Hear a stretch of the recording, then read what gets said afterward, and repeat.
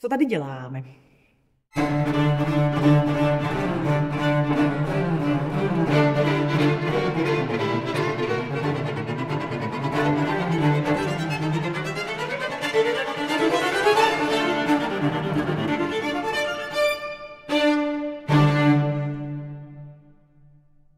Tak my sme Pavel Haas Kvartet, sme v štúdiu Domovina v Prahe a točíme naše 10. CD pre Suprafón s tým istým tímom, ani neviem po koľkých rokoch. No skoro 10 rokov. Intenzívnej spolupráce, že? No. S režisérom Jirkom Gemrotom a zvukárom Karlom Soukeníkom.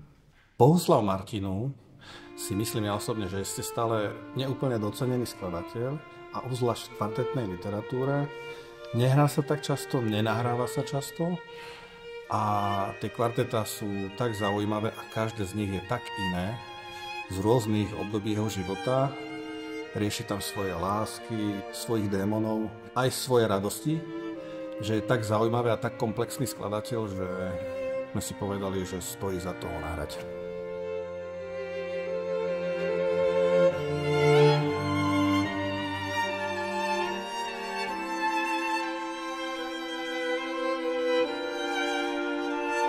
Je to vlastne hudba dnešnej doby. Máme taký pocit, že sa strašne hodí do tohoto chaotického, zrýchleného životného štýlu.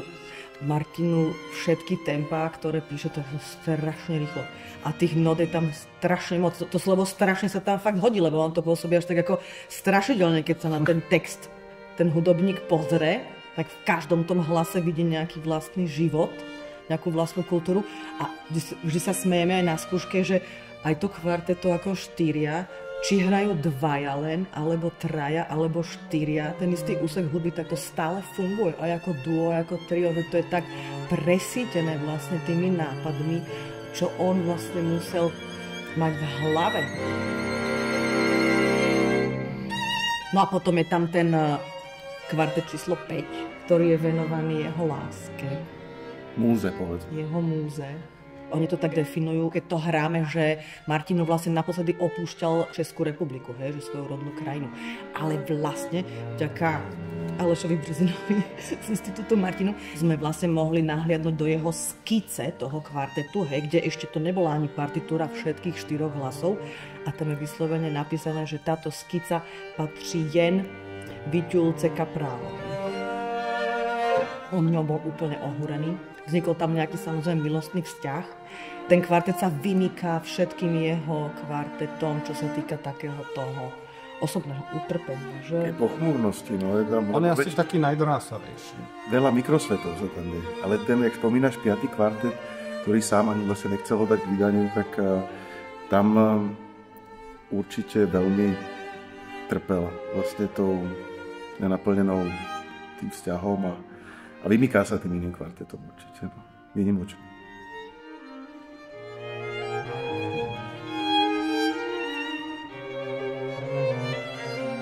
Já rád hrám kvartet číslo 2. Osobně. Ale nevím. A proč? Proč? No. Už som krásne vyhovecoval. Tam si všetci zahrajú. Je to veľká výzva aj po technickej stránke, aj po hudobnej stránke, ale mám niekedy pocit, že Martinů proste nezastavuje. Ten chaos, ktorý potom vyrieši čistým C-durom, to ťa úplne oblaží. To milujeme všetci muzikanti, proste C-dur je C-dur.